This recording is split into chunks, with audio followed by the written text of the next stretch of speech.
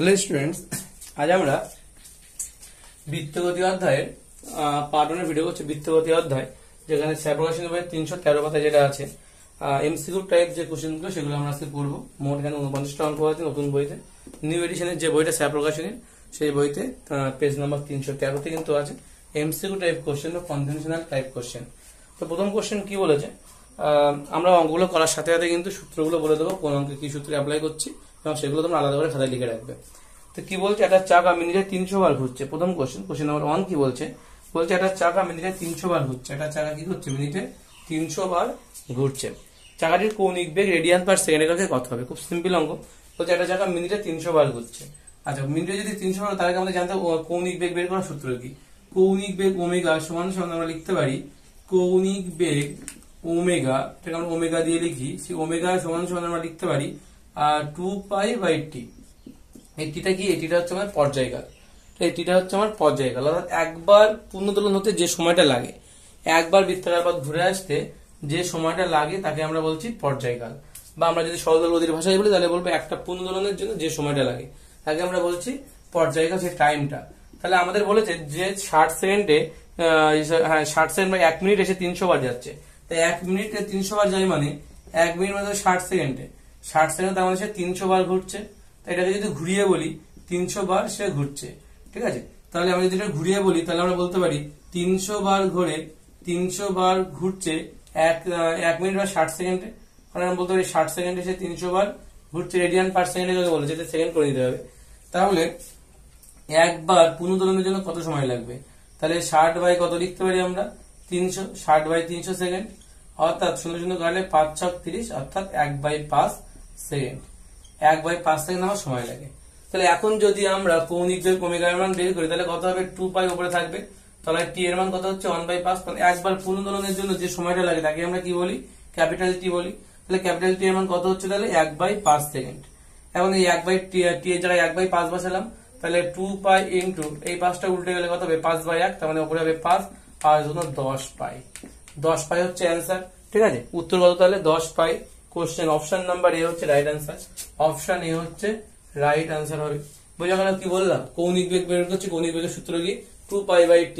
এটা আমরা বৃত্তগতি অধ্যায় যদি আমরা থিওরি করি তাহলে জানতে পারবো, প্রথম থেকেই আছে এটা, ঠিক আছে।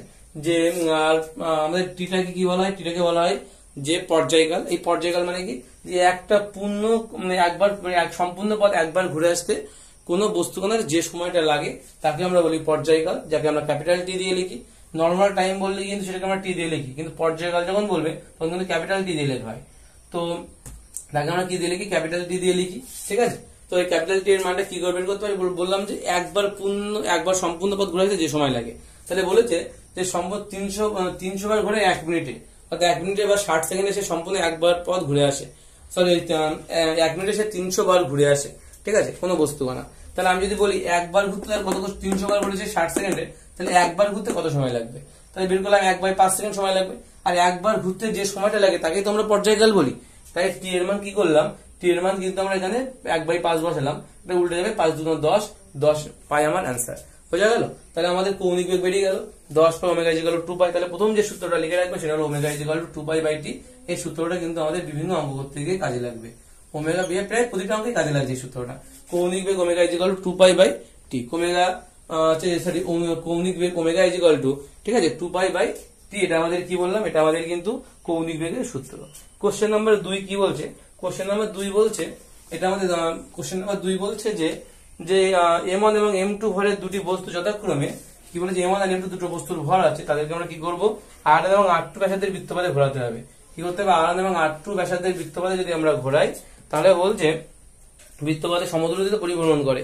বৃত্ত দুটি সম্পূর্ণ করতে তাদের প্রত্যেকের একই সময় লাগলে তাদের কৌণিক গতিবেগের অনুপাত কত হবে? কি বলেছে? আমি যদি লিখি ফার্স্ট অবজেক্ট, আমি দুটো অবজেক্ট বলেছে, ফার্স্ট অবজেক্ট আর সেকেন্ড অবজেক্ট আমি ভাগ করে নিলাম। এটাকে বললাম ফার্স্ট অবজেক্ট, আর একটা হচ্ছে সেকেন্ড অবজেক্ট। এই দুটো ভাগে যদি ভাগ করে নিই তাহলে আমরা কি কি পাবো? ফার্স্ট অবজেক্ট কি বলছে?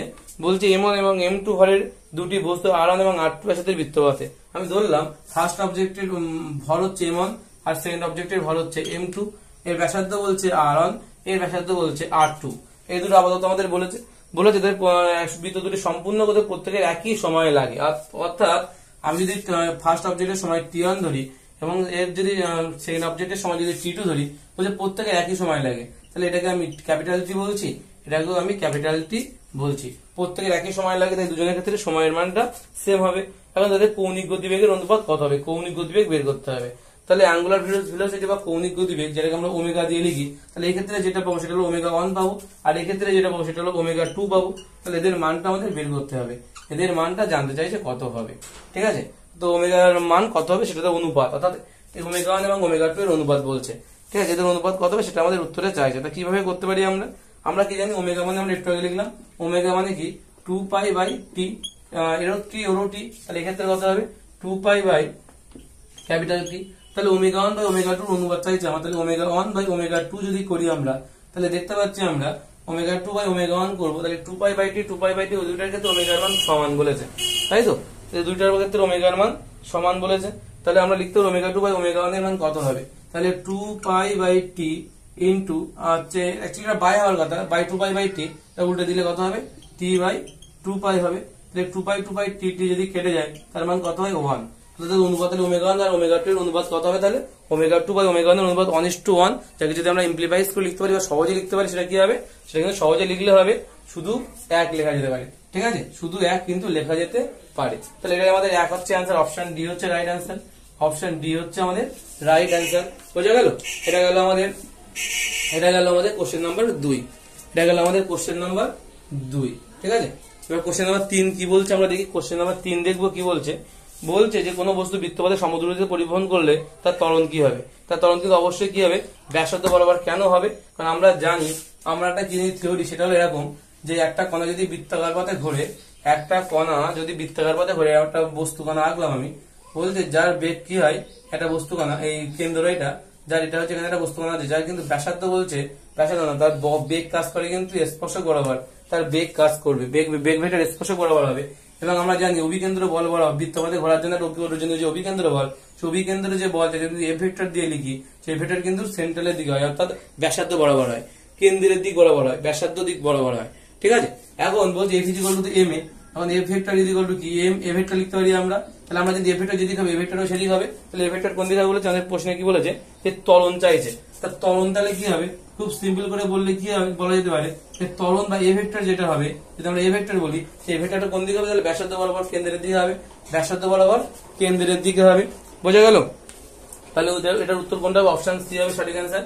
অপশন সি হচ্ছে এটা সঠিক অ্যান্সার, অপশন সি হলো এটার সঠিক অ্যান্সার, যে ব্যাসার্ধ বরাবর হবে আমাদের। ঠিক আছে, ত্বরণের মান, যে কোনো বস্তু বৃত্তপথে যদি সমুদ্রপথে ঘোরে, এইভাবে মনে করো কোনো একটা বস্তু কণা ঘুরছিল, এইভাবে যদি কোনো বস্তু কণা ঘোরে, তাহলে তার স্পর্শ কোন দিক বরাবর হবে, তার স্পর্শ কাজ করবে, মানে বেগ কাজ করবে স্পর্শক বরাবর, এবং ত্বরণ কাজ করবে সেন্ট্রাল বরাবর।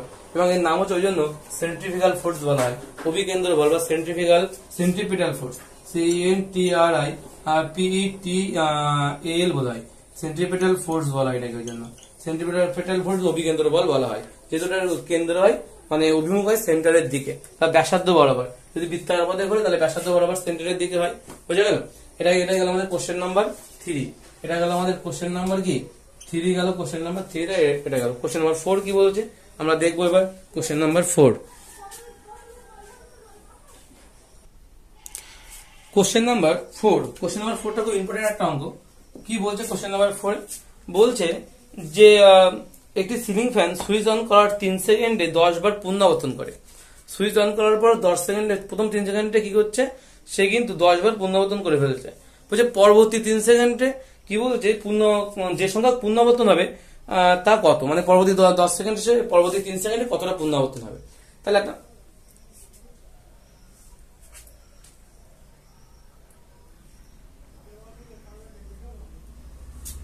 কি বললো, তাহলে বলে প্রথম 10 সেকেন্ডে কি হচ্ছে, প্রথম 3 সেকেন্ড আর একটা পরবর্তী 3 সেকেন্ড। তাহলে আমরা দুটো পার্টে অঙ্কটা করবো, একটা হচ্ছে ফার্স্ট পার্ট, একটাকে আমরা ফার্স্ট পার্ট যেটা প্রথম 3 সেকেন্ডের জন্য, আর একটা হবে সেকেন্ড পার্ট যেটা পরবর্তী 3 সেকেন্ডের জন্য। ঠিক আছে, এই দুটো পার্টে আমরা অঙ্কটা করবো, তাহলে আমাদের অঙ্কটা করতে সুবিধা হবে। এভাবে পার্ট করে করলে অঙ্ক সুবিধা হয় আমার ক্ষেত্রে, বেসিক্যালি আমার ক্ষেত্রে এত সুবিধা হয়, তোমাদের ক্ষেত্রে নিশ্চয়ই হবে। তো এটাকে বলা হচ্ছে ফার্স্ট পার্ট। ঠিক আছে, এটাকে আমরা বলতে পারি ফার্স্ট পার্ট, এটাকে বলছে সেকেন্ড পার্ট। কি বলছে ফার্স্ট পার্টে, বলছে একটা পাখা একটা সিলিং ফ্যান সুইচ অন করার পর 3 সেকেন্ডে পুনরাবর্তন করে। তাহলে এই ক্ষেত্রে যদি আমরা 3 সেকেন্ডে 10 বার পুনরাবর্তন করে। তাহলে আমরা ইনিশিয়াল অ্যাঙ্গুলার ভেলোসিটি বা প্রাথমিক কৌণিক বেগ যদি বের করি, প্রাথমিক কৌণিক বেগ বা ইনিশিয়াল প্রাথমিক কৌণিক বেগ যদি আমরা বের করি, তার মান কত হবে? প্রাথমিক কৌণিক বেগ, এত লিখতে ভালো লাগে না, তবু লিখছি ওমেগা 0। ঠিক আছে, প্রাথমিক কৌণিক বেগ হচ্ছে 0। ঠিক আছে, কেননা বন্ধ ছিল, তো বন্ধর পরে হঠাৎ করে সুইচ অন করছি, চলতে শুরু করেছে, তাহলে প্রাথমিক অ্যাঙ্গুলার ভেলোসিটি কত হবে? প্রাথমিক অ্যাঙ্গুলার ভেলোসিটি তো 0 হওয়া উচিত। ঠিক আছে, ওমেগা 0 মান কত হবে? তাহলে 0 হবে। বোঝা গেল? তারপরে কি বলছে? টাইম। আচ্ছা, প্রথম 3 সেকেন্ড বের করছি না, ফার্স্ট পার্ট মানে তো ফার্স্ট 3 সেকেন্ড, তাহলে টি এর ক্ষেত্রে কত হবে? T1 যদি ধরি আমরা, তাহলে 3 সেকেন্ড হবে। T1 এর মান কত হবে? 3 সেকেন্ড টাইম। তাহলে আমাদের বের করতে হবে 10 বার পুনরাবর্তন, তাহলে অ্যাঙ্গুলার ডিসপ্লেসমেন্ট কত হচ্ছে? অ্যাঙ্গুলার ডিসপ্লেসমেন্ট কৌণিক সরণ, বাংলায় বলা হয় কি? কৌণিক সরণ। তো কৌণিক সরণের মান বা θ1 যদি ধরি আমরা, তার মান কত হবে? বলছে 3 সেকেন্ডে 10 বার পুনরাবর্তন করে, 3 সেকেন্ডে 10 বার পুনরাবর্তন করে। তাহলে 10 বার পুনরাবর্তন করা মানে একবারে, মানে অ্যাকচুয়ালি আমরা বলতে চাচ্ছি একবার পুনরাবর্তন মানে কি? একবার মানে 2 পাই পথ পরিক্রমণ করছে, একবার পুনরাবর্তন মানে কি? 2 পাই পথ ঘোরা। তাহলে 10 বার মানে কত হবে? 10 বার মানে কত হবে? 2 পাই গুণ 10 হবে, মানে 10 গুণ 20 পাই। তাহলে 20 পাই বাই হচ্ছে তার কৌণিক সরণ। তাহলে θ1 না কৌণিক সরণ, যে প্রাথমিক যে কৌণিক সরণ, মানে ফার্স্ট পার্টে যে কৌণিক সরণটা হচ্ছে, সেটা কতটা? 20 পাই। 20 পাই তার কি হচ্ছে? সরণ হচ্ছে। তাহলে এখন আমরা বলতে পারি এই যে 20 পাই যদি সরণ হয়, তাহলে আমরা এখান থেকে কি বের করতে পারি? আমরা এখান থেকে বের করতে পারি এই সূত্রটা। আচ্ছা, সূত্রটা এখানে লিখে দিই। সূত্রটা আমরা কি জানতাম? যে ওই রৈখিকের ক্ষেত্রে আমরা কি জানতাম? যে এস ইজ ইকুয়াল টু কি হয়? ইউটি প্লাস হাফ এটি স্কোয়ার। এখান থেকেও তাই, এস মানে অ্যাকচুয়ালি এখানে থিটা কৌণিক সরণ, সরণ ইজ ইকুয়াল টু কি ছিল? এই সূত্রটা ছিল। তা থিটা ইজ ইকুয়াল টু লিখতে পারি আমরা omega 0 T plus half alpha T1 square বা টি স্কোয়ার, যাটা বললে হবে। আমরা কিন্তু এই সূত্রটা এখানে অ্যাপ্লাই করবো।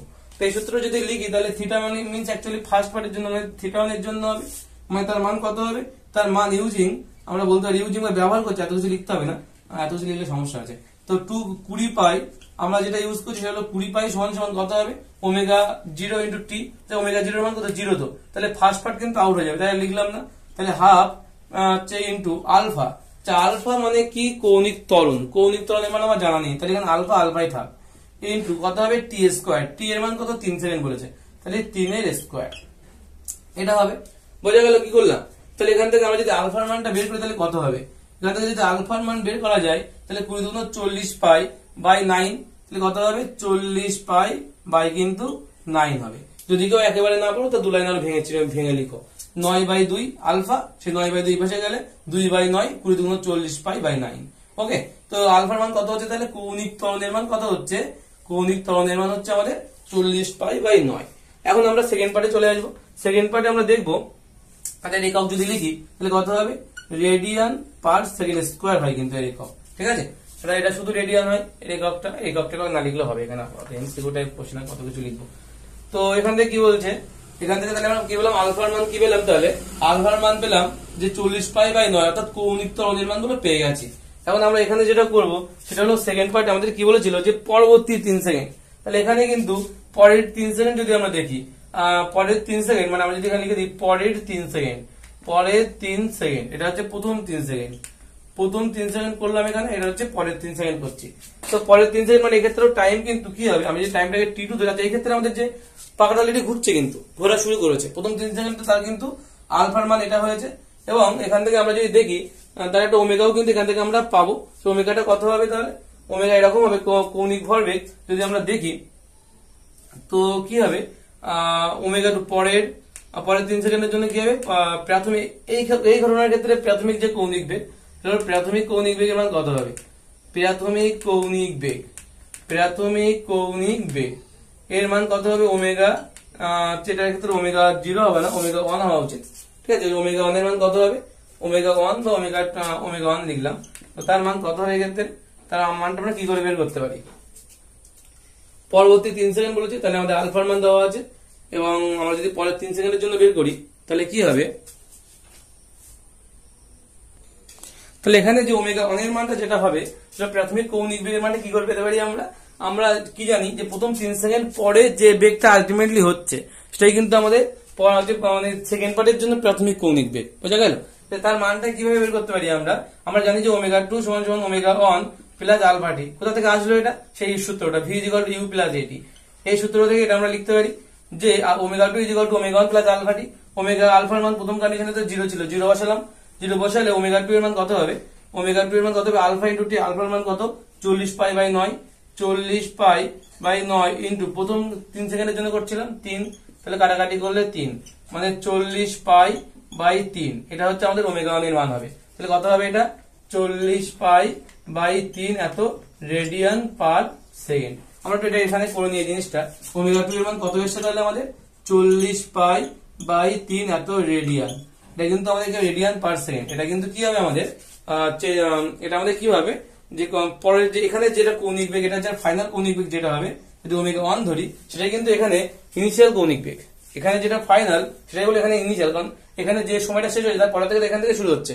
তো এখানে যে কৌণিক বেগ যেটা ছেড়ে দেবে সেখানটা এটা শুরু হবে। তার মানে এটা অ্যাকচুয়ালি যেটা ওমেগা কৌণিক প্রাথমিক কৌণিক বেগ যেটা ছিল, এদিকে অন্তিম কৌণিক বেগ যেটা ছিল প্রথম কন্ডিশনের ক্ষেত্রে, সেকেন্ড কন্ডিশনে সেটা কিন্তু প্রাথমিক কৌণিক বেগ হিসেবে থাকবে। ওকে, আচ্ছা আমরা তাহলে এটা কিভাবে পেলাম? এই সূত্র থেকে পেলাম। এটা তোমরা এখানে করে নিও, এই পার্টটা এখানে করে নিও। আমরা এইভাবে পেলাম, এটা মুছে দিচ্ছি। তো কি হবে এখান থেকে আমরা কি করতে পারি? তাহলে আমাদের প্রাথমিক কৌণিক বেগ ওমেগা 1 এর মান পেয়ে গেছি। এবার আমাদের যেটা করতে হবে সেটা হলো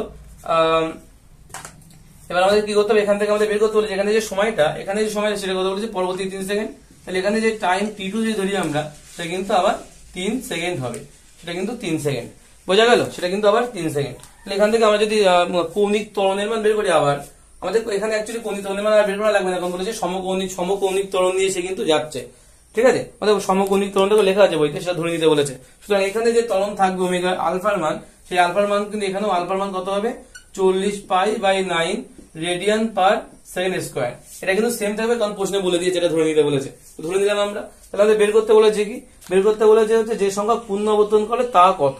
অর্থাৎ আমরা যদি এখান থেকে θ2 এর মানটা বের করি, অর্থাৎ কৌণিক সরণ যদি বের করি, তাহলে কিন্তু অবশ্যই আমরা এখানে বের করে নিতে পারবো। তো কৌণিক সরণ যদি বের করি এখন এই পারের জন্য, যে θ2 সেটা কিভাবে বের করতে পারি? θ2 ইজ ইকুয়াল টু আমরা লিখতে পারি সে আগের বারের মতন এই সূত্রটা অ্যাপ্লাই করব, যে omega 1 t plus half omega 1 omega নয়, এটা হচ্ছে আলফা, এটা t2 হবে, t2 স্কয়ার। এটা সূত্র। তাহলে θ2 এর মান যদি বের করতে চাই, ওমেগা 1 এর মান কত? ওমেগা 1 মানে এই পার্টটা, মানে এর প্রাথমিক যেটা 40 পাই বাই কত? 3 ইনটু t2 মানে কত? t2 মানে হচ্ছে 3 প্লাস হাফ আলফার মান কত? 40 পাই বাই কত আছে? 40 পাই বাই 9 আছে, 9 ইনটু t2 এর মান কত? 3 ইনটু 3, কারণ পরবর্তী 3 সেকেন্ডের জন্য করছি। তাহলে 3 তিরিকে 9, 3 তিরিকে 9 কাটাকাটি যাবে, 2 40 কাটাকাটি করলে 20 পাই হবে। এখান থেকে 3 দিন কেটে যাচ্ছে, তাহলে এখান থেকে 40 পাই পাচ্ছি, আর এখান থেকে কত পাচ্ছি? 20 পাই। তো 40 আর 20 কত হচ্ছে? তাহলে 60 পাই হচ্ছে আমাদের কৌণিক সরণ। তাহলে কৌণিক সরণ 60 পাই রেডিয়াস। তাহলে যদি আমরা কত সংখ্যক হবে সেটা যদি বের করি, তাহলে আমাদের 2 পাই দিয়ে ভাগ করতে হবে। তাহলে আমরা কি করব, যে কতবার পুনরাবর্তন করবে, নাম্বার অফ রোটেশন যদি বের করি, নাম্বার অফ রোটেশনকে আমরা কি লিখি? n দিয়ে, স্মল n দিয়ে লিখি। নাম্বার অফ রোটেশন তাহলে কি হবে? স্মল n এর মান তাহলে কত হবে? 16 পাই। তাকে আমরা কি করব? 2 পাই দিয়ে যদি ভাগ করি, একটা তো 2 পাই, একবার ঘোরা মানে তো 2 পাই পথ ঘোরা, সেই একবার ঘোরার পথ দিয়ে ভাগ করে দিচ্ছি। পাই পাই কেটে যাবে, কাটাকাটি করলে 30। তাহলে কত হবে? 30টি আমাদের কি হয়েছে? পূর্ণ আবর্তন হয়েছে। 30টা কি হবে? তাহলে আমাদের পূর্ণ আবর্তন হবে। এটা কিন্তু আমাদের কি গেল? কৌণিক সরণ থেকে আমরা বের করলাম। তাহলে আমাদের বলেছিল যে পরবর্তী 3 সেকেন্ডে যে সংখ্যক পুনরাবর্তন হবে, তাহলে কি হবে? পরবর্তী 3 সেকেন্ডে 40টি পুনরাবর্তন হচ্ছে। এটা হচ্ছে option C right answer. Option C কিন্তু এটা রাইট আনসার। বোঝা গেল কি করলাম? তাহলে প্রথম পার্ট আর সেকেন্ড পার্ট দুটো পার্ট করলাম। সেই পার্ট থেকে আমরা কি করলাম? প্রথম 3 সেকেন্ডের ক্ষেত্রে আমরা বের করলাম কৌণিক বেগ, আমরা জানি, সবাই জানি, সরণের মান জানতাম। সেখান থেকে আমরা আলফার মানটা বের করে দিলাম, কারণ বলেছিলাম না যে সেকেন্ড পার্টের ক্ষেত্রে আমরা একই ত্বরণের মান বের করবো, তাই আলফার মানটা এখানে বের করে নিয়েছি। সেকেন্ডে কি করলাম? আমরা এখানে যে বেগটা শেষ করবে সেটা তো এখানে শুরু হবে, ফলে এর যেটা অন্তিম বেগ সেটা কিন্তু এর প্রাথমিক কৌণিক বেগ। তাহলে এর জন্য অন্তিম কৌণিক বেগের মানটা বের করলাম 40 পাই বাই 3, সেটা এখানে প্রাথমিক কৌণিক বেগ হলো 40 পাই বাই 3। ঠিক আছে, সময়টা বলেছে পরবর্তী 3 সেকেন্ড, মানে এখানে 3 সেকেন্ড লিখলাম, পরের 3 সেকেন্ড নিয়ে কাজ করছি আমরা। তাহলে কি হচ্ছে? তাহলে এখান থেকে আলফার মান বেরিয়ে গেল। θ2 এর মান কত হচ্ছে? পরের 3 সেকেন্ডের জন্য বের করলাম। তাহলে আমাদের কি আসলো? এই ক্যালকুলেশন করলাম, আমাদের 60 পাই আসলো। এই 60 পাইটা যদি আমরা মানে একবার এটা কি করলাম, অ্যাকচুয়ালি আমার টোটাল কৌণিক সরণ হয়েছে 16 পাই। এখন আমরা জানি যে একবারে একটা পূর্ণ যদি একবার সম্পূর্ণ পথ, একবার বৃত্তাকার পথ ঘুরে আসতে একটা বস্তু না টোটাল কত রকম পথ যাচ্ছে? 2 পাই পথ যাচ্ছে। তাহলে সে টোটাল গিয়েছে কতটা? 60 পাই পথ। তাহলে কতবার আবর্তন করলে 60 পাই হয়? তাহলে বলতে পারি একবার টোটাল আবর্তন করেছে কত সংখ্যক আমার জানা নেই, তো সেটাই বের করবো। তাহলে একবার আবর্তনের জন্য তো 2 পাই, সেই 2 পাই যদি আমরা ভাগ করে দিই তাহলে আমরা বেরিয়ে যাবে টোটাল কতবার সে ঘুরেছে। তাহলে উত্তর বেরিয়ে আসলো 30। ঠিক আছে, আমরা 2 দিয়ে কাটাকাটি করলাম 60, 30 বেরিয়ে আসলো। তাহলে 30 বার, কিন্তু 60 পাই মানে তাহলে কত, 30 বার সে পুনরাবর্তন করেছে। বোঝা গেল? এই ছিল আমাদের কোশ্চেন নাম্বার 4। তারপরে কোশ্চেন নাম্বার 5 কি বলেছে, কোশ্চেন নাম্বার 5টা অনেকটা কোশ্চেন নাম্বার 1 এর মতো একই অঙ্ক। ঠিক আছে, কোশ্চেন নাম্বার 5টা কিন্তু কোশ্চেন নাম্বার 1 এর মতো সেম অঙ্ক। এটা বাড়ি থেকে একবার ভিডিওটা পজ করে তোমরা যারা ট্রাই করতে চাও একবার করে নিতে পারো। একই কোশ্চেন, কোশ্চেন নাম্বার 1 যদি বুঝতে পারো তো কোশ্চেন নাম্বার 5ও কিন্তু বুঝতে পারবে। কি বলেছে, যে ওমেগার মানটা বলে দিয়েছে যে মিনিটে সে 120 বার ঘোরে। তাহলে কৌণিক গতিবেগ কত আমরা জানি, ওমেগা মানে কত, ওমেগা মানে 2 পাই বাই টি। টি এর মানটা তো বলা নেই, কি বলেছে যে মিনিটে 120 বার ঘোরে। তাহলে মিনিটে 1 মিনিটে কত, 1 মিনিটে 60 সেকেন্ড। আমরা জানি যে পর্যায়কাল মানে কি, যে একবার ঘুরতে যে সময় লাগে, একবার ঘুরতে। তাহলে 120 বার ঘুরে বলেছে মিনিটে মানে 60 সেকেন্ডে, 120 বার করে 60 সেকেন্ডে। তাহলে একবার ঘুরতে সময় লাগবে 60 বাই কত, 120। 60 দিয়ে কাটাকাটি করলে 2 মানে 1/2 সেকেন্ড। তাহলে একবার ঘুরতে সময় লাগছে 1/2 সেকেন্ড। তাহলে এখানে কত হবে, 2 পাই বাই 1/2, মানে এই দুইটা উপরে উঠে যাবে, মানে 2 পাই ইন্টু 2/1 মানে 2 2 4, তাহলে 4 পাই। তাহলে ওমেগার মান কত হচ্ছে, 4 পাই রেডিয়ান পার সেকেন্ড। এটা হচ্ছে ঠিক আছে, 4 পাই রেডিয়ান পার সেকেন্ড। এটা কিন্তু আমার কি গেল, এটা কিন্তু আমাদের বেরিয়ে গেল যে কৌণিক গতিবেগ কত হবে রেডিয়ান পার সেকেন্ডে। ঠিক আছে, ওই এককটা উল্লেখ করে দিতে হয় এখানে, রেডিয়ান পার সেকেন্ডে। তাহলে কত হচ্ছে যে 4 পাই। তাহলে আমার অ্যান্সার অপশন বি হচ্ছে রাইট অ্যান্সার। অপশন বি হচ্ছে রাইট অ্যান্সার। এটা হলো কোশ্চেন নাম্বার 5। এই কোশ্চেন নাম্বার 6 গেল, এটা আগেটা 5 ছিল কিন্তু এইটা এই অঙ্কটা 5-5 এর অঙ্ক। এটা গেল কোশ্চেন নাম্বার 6। বোঝা গেল? ও ভুল বললাম, একটু ভুলে গেল। আগেরটা কোশ্চেন নাম্বার 4 ছিল, এটা হচ্ছে 5 এর দাগের কোশ্চেন। এবার আমরা 6 দাগের কোশ্চেন করবো। 6 দাগের কোশ্চেন কি বলেছে, এটা ঘড়ির ঘন্টার কাটার কৌণিক গতিবেগ রেডিয়ান পার সেকেন্ডে কত। তো একই অঙ্ক, একই সূত্র, এই সূত্র দিয়ে অঙ্কটা করবো, ওই জন্য এটা আর বুঝলাম না। তো এই সূত্র দিয়ে অঙ্কটা করবো আমরা। তো আমাদের কি বলছে এখানে, যে আমরা জানি যে একবার পর্যায়কাল মানে কি, যে একবার পুনরাবর্তন করতে যে সময় লাগে তাকে আমরা পর্যায়কাল বলেছি, আগেও বলেছি যে একবার পুনরাবর্তন করতে যে সময়টা লাগে তাকে আমরা কি বলি, পর্যায়কাল বলি। যে একবার পুনরাবর্তন করতে যে সময় লাগে। তাহলে এখানে আমাদের বলেছে পরের কোশ্চেনে যে একটা ঘড়ির ঘন্টার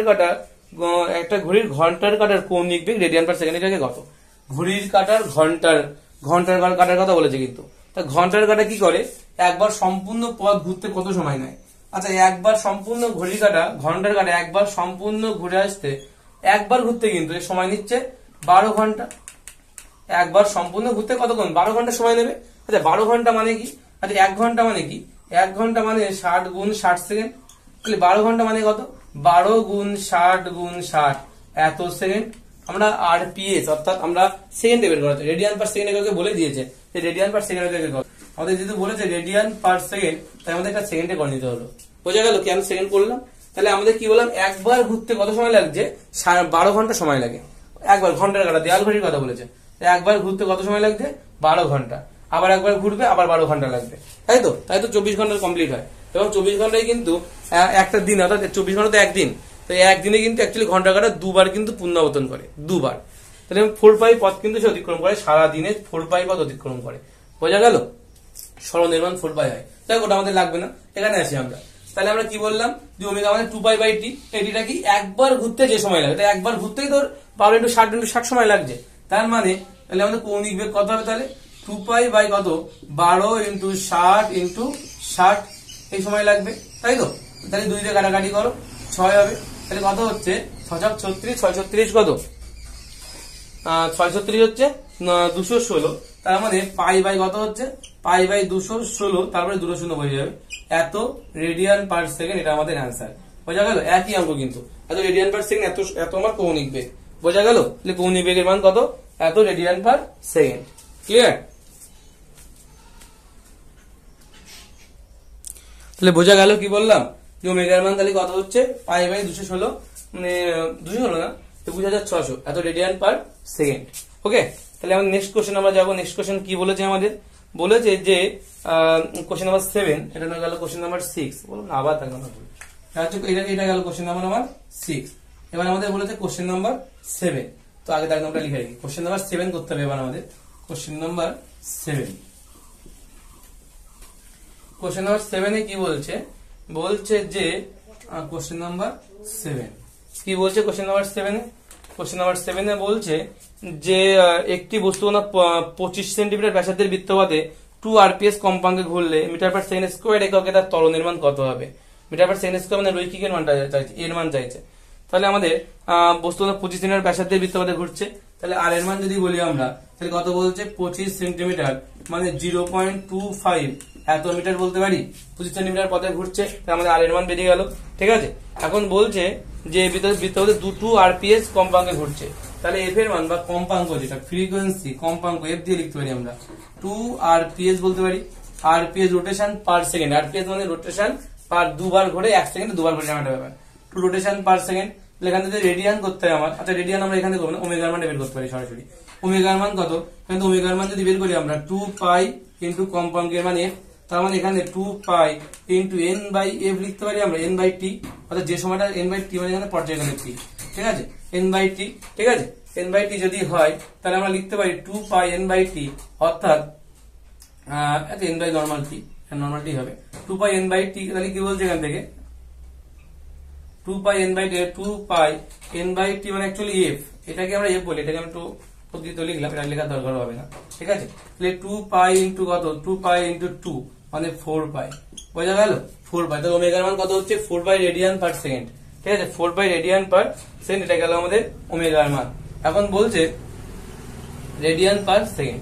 এখন বলেছে যে একটা ঘড়ির কাঁটার একটি বস্তু 25 সেন্টিমিটার ব্যাসার্ধের বৃত্তপথে 2 rps কম্পাঙ্কে ঘুরলে metre per second square, metre per second square কার একক, ত্বরণের একক, তাই না।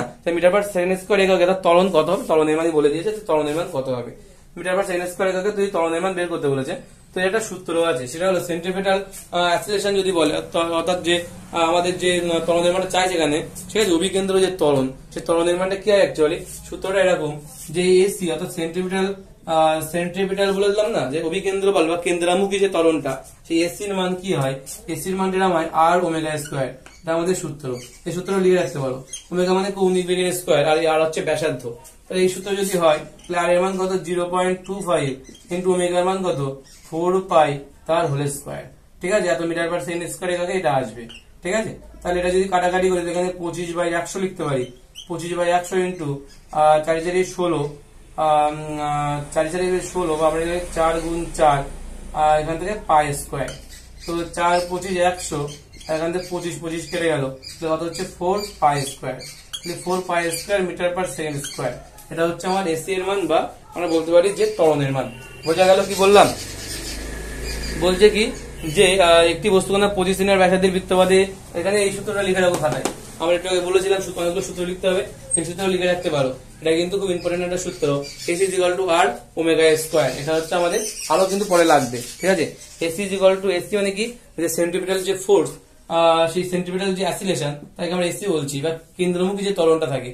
আমি প্রথমে 2 নম্বর কোশ্চেনে দেখিয়েছিলাম, এই বৃত্তাকার পথ থাকলে কেন্দ্রমুখী একটা ত্বরণ কাজ করে, বল যেহেতু কেন্দ্রমুখী, ত্বরণটাও কেন্দ্রমুখী কাজ করে, এবং বলটা কিন্তু ওই বেগ কাজ করে কিন্তু স্পর্শক বরাবর। ঠিক আছে, তো সেটাই আমি বলেছিলাম এখানে, সেই AC equal to R omega square হচ্ছে সূত্র, বের করার সূত্র। পাই আর স্কয়ার উত্তর এসছে, এটা অপশন কত নম্বর অপশন, পাই আর square option C right answer, option C হচ্ছে রাইট অ্যান্সার। ঠিক আছে, কোশ্চেন নাম্বার 8 কি বলছে, কোশ্চেন নাম্বার 8টা দেখি একবার কি বলে, কি বলেছে কোশ্চেন নাম্বার 8। কোশ্চেন নাম্বার 8 বলছে যে একজন ট্রাক চালক হঠাৎ তার সামনে কিছু দূরে একটা দেয়াল দেখতে পেল, দেয়ালের সঙ্গে সংঘর্ষ এড়ানোর জন্য চালক কি করবে। তো অবশ্যই এখানে বলছে সঙ্গে সঙ্গে ব্রেক করবে, দ্রুত বৃত্তাকার পথে ঘুরে যাবে, এআরবি উভয়ই করবে, আর উপরে কোনোটি করবে না। প্রথমত সিআরডি তো হবে না, এআরবি কখনো উভয় একসঙ্গে হতে পারে না। ঠিক আছে, এবং উপরে কোনোটি হবে না, এর থেকে একটা উত্তর আছে। ঠিক আছে, সঙ্গে সঙ্গে ব্রেক করবে আর দ্রুত বৃত্তাকার পথে ঘুরবে, এই দুটো অপশনের মধ্যে ঠিক কোনটা হবে। আচ্ছা, সামনে যাচ্ছি, যেমন সামনে হঠাৎ করে দেওয়াল বলে যদি আমরা দ্রুত ঘুরতে যাই, তাহলে কিন্তু সেখানে পিছলে যাওয়ার সম্ভাবনা থাকে, এবং প্রচুর অভিকেন্দ্র বল যোগান দেওয়ার মতো কিছু থাকবে না। ঠিক আছে, তার জন্য কি হবে, সেখান থেকে সেই বাইকটা কিন্তু উল্টে যাওয়ার একটা সম্ভাবনা থাকে, যখন আমরা ওই একই বেগ নিয়ে যখন আমরা কি করবো, গাড়িটাকে ঘোরাতে শুরু করবো। তো সেখানে তো আমরা কখনো এটা করি না, সঙ্গে সঙ্গে আমরা কি করি, সঙ্গে আমরা ব্রেক মারবো, এবং আমরা ফ্রিকশনের জন্য এখানে কি হবে, বস্তুটা কিন্তু থেমে যাবে, এবং এটাই হচ্ছে আমাদের উত্তর।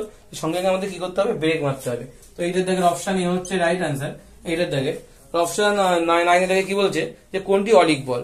আমাদের বইতে স্পষ্ট লেখা আছে অপকেন্দ্র বল যেটা, তাকে আমরা কি বলি, অলিক বল বলি। অপকেন্দ্র বলকে আমাদের অলিক বল বলা হয়। ঠিক আছে, অপশন সি হচ্ছে রাইট অ্যান্সার। আমরা দেখবো কোশ্চেন নাম্বার 10 কি বলছে। কোশ্চেন নাম্বার 8 আর 9 তো গেল, কোশ্চেন নাম্বার 10 কি বলছে সেটা একটু আমরা দেখি। কোশ্চেন নাম্বার 10, কোশ্চেন নাম্বার 10 কি বলছে যে ঘূর্ণায়মান টেবিলে যে ওমেগা কৌণিক বেগে ঘুরছে, একটা ঘূর্ণায়মান টেবিল কিছু ওমেগা কৌণিক বেগে ঘুরছে, কোন মুদ্রাকে টেবিলের কেন্দ্র থেকে 4 সেমি দূরে রাখলে মুদ্রাটি পিছলাতে শুরু করে। তাহলে একটা ঘূর্ণায়মান টেবিল ওমেগা কৌণিক বেগ নিয়ে ঘুরছে, তাহলে আমাদের ইনিশিয়াল যে কৌণিক বেগ সেটা আমাদের বলে দিয়েছে ওমেগা। ইনিশিয়াল যে বা প্রাথমিক যে কৌণিক বেগ সেটা কত বলে দিয়েছে, সেটা বলেছে ওমেগা। এখন বলছে যে আমরা ওমেগা 1 ইকুয়াল টু ওমেগা বলতে পারি যে ওমেগা 1 যার মান বলে দিয়েছে ওমেগা। এখন বলছে কোন মুদ্রাকে টেবিলের উপর কেন্দ্র থেকে 4 সেমি দূরে রাখছে, অর্থাৎ আর এর মান বলে দিয়েছে। আর এর মান কত বলেছে, 4 সেমি দূরে রাখতে হবে। তো আর এর মান বলে দিয়েছে 4 সেমি দূরে রাখতে হবে। তো আবর্তন বেগ দ্বিগুণ করলে মুদ্রাটি, আচ্ছা এটা সেকেন্ড পার্ট, এটা ফার্স্ট পার্ট আছে। আর যখন দ্বিগুণ করব তখন সেটা সেকেন্ড পার্টে চলে যাচ্ছে। তো প্রাথমিক কৌণিক বেগ ওমেগা 1 ইকুয়াল টু ওমেগা বলে দিয়েছে, আর এর মান বলে দিয়েছে 4। তাহলে এখান থেকে আমরা লিখতে পারি, এখান থেকে আমরা যে ত্বরণের মানটা পাবো, যে সেন্ট্রিপিটাল যে আমি টকে বলছিলাম এই সূত্রটা বলে বারবার কাজে লাগবে, আমরা লিখেছিলাম না যে আর ওমেগা স্কয়ার, এই সূত্রটা এখানে আবার লাগছে। এসির মান বা সেন্ট্রিপিটাল যে অ্যাসিলেশন তার মান কত হবে, আর ওমেগা 1 স্কয়ার, কারণ যার মানটা কিন্তু একটা কনস্ট্যান্ট পাবো আমরা। কনস্ট্যান্ট মানে কি, যার মানটাকে যখন আমরা তাকে দ্বিগুণ করবো কৌণিক বেগকে তখনও কিন্তু তার মানটা সেম থাকবে, কারণ কৌণিক ত্বরণ এক্ষেত্রে কিন্তু সেম থাকে। তাহলে এখান থেকে আমরা কত পাচ্ছি, এসির মানটা কত পাচ্ছি, তাহলে এখান থেকে এসির মান আমরা যেটা পাবো সেটা হলো যে আর এর মান কত, আর মানে 4 আর ওমেগা 1 মানে তো ওমেগা, তাহলে 4 ওমেগা স্কয়ার। এখান থেকে আমরা এসির মান কত পাচ্ছি, 4 ওমেগা স্কয়ার। এখন আমরা কি করছি, এখন আমাদের যে ওমেগা 2 যেটা হওয়া হচ্ছে সেটা হচ্ছে 2 ওমেগা, অর্থাৎ প্রাথমিক ওমেগার দ্বিগুণ করেছে ওমেগাটা। এখানে বলছে R2 এর মান কত হবে সেটা আমার জিজ্ঞাসা করছে, যে R2 এর মান কত হবে। তা আমাদের হিসাব মতো কি হওয়া উচিত, এখানে যে এসি সেটা কি হওয়া উচিত, R2 ওমেগা 2 তার স্কয়ার। ঠিক আছে, তা R2 ইন্টু কত হবে, R2 ইন্টু 2 ওমেগা 2 জায়গায় আমরা 2 ওমেগা তার স্কয়ার লিখতে পারি, এটা এসির মান। এখন এটা যদি প্রথম সূত্র হয় এসি, এটা AC equal two 4 omega square পেলাম, আর এটা এসি ইকুয়াল টু এটা পেলাম, এটাকে আমরা 2 নম্বর সমীকরণ বলছি। কারণ 1 আর 2 থেকে আমরা কি লিখতে পারি, 1 আর 2 থেকে আমরা যেটা লিখতে পারি যে এই দুটো তো সমান, এটা এসি এটাও এসি, তাহলে আমরা বলতে পারি 4 R2 ইন্টু 4 ওমেগা স্কয়ার হবে, এখানে 2 গুণ 4 আর ওমেগা স্কয়ার, 4 ওমেগা স্কয়ার সমান সমান কত, 4 ওমেগা স্কয়ার। 4 ওমেগা স্কয়ার কেটে গেলে R2 এর মান কত হচ্ছে 1, এটা কিন্তু আমাদের অ্যান্সার। R2 এর মান কত হবে, তাহলে R2 এর মান হবে 1 সেন্টিমিটার। অপশন এ হচ্ছে রাইট আনসার। ঠিক আছে, অপশন এ হচ্ছে আমাদের রাইট আনসার। বোঝা গেল কি করলাম, তাহলে অপশন এ হচ্ছে আমাদের রাইট আনসার। প্রথমে কি করলাম, কিছু না, টেবিলে ওমেগা কৌণিক বেগের মুদ্রা ছিল এবং এর ব্যাসার্ধ বলেছে R1। এখন আমরা জানি যে কৌণিক যে ত্বরণটা হয়, সমকৌণিক ত্বরণ, অ্যাকচুয়ালি বৃত্তাকার যখন ঘুরবে তখন তো ত্বরণের মানটা একই থাকে, তাই R1 ওমেগা 1 স্কয়ার, এখানে এটা কনস্ট্যান্ট মান আমি আগেই বলে দিয়েছিলাম। তো এখান থেকে আমরা কি বললাম, এসির মান 4 ওমেগা স্কয়ার হবে। ঠিক আছে, এই ক্ষেত্রে এসির মান যেটা পাবে, এই ক্ষেত্রে এসির মান সেটাই, এখানে এটা বসালাম, বসে মান টান বসালে এই দুটো অ্যাকচুয়ালি সমান বলেছে, তাহলে 4 ওমেগা স্কয়ার আর এটা সমান হওয়া উচিত, তাই এটা সমান সমান এটা লিখলাম। এই লাস্টের পার্ট দুটো কেটে যাচ্ছে, R2 এর মান 1 এসছে। খুব সিম্পল কোশ্চেন। এখানে কত হচ্ছে, তাহলে যে আমাদের বলেছে মুদ্রাটি কেন্দ্র থেকে যে দূরত্বে রাখলে পিছলাতে শুরু করবে, তাহলে কত দূরত্বে রাখতে হবে, এক কেন্দ্র থেকে যদি 1 সেন্টিমিটার দূরে রাখে তাহলে কিন্তু সেটা কি হবে, পিছলাতে শুরু করবে। বোঝা গেল কোশ্চেন।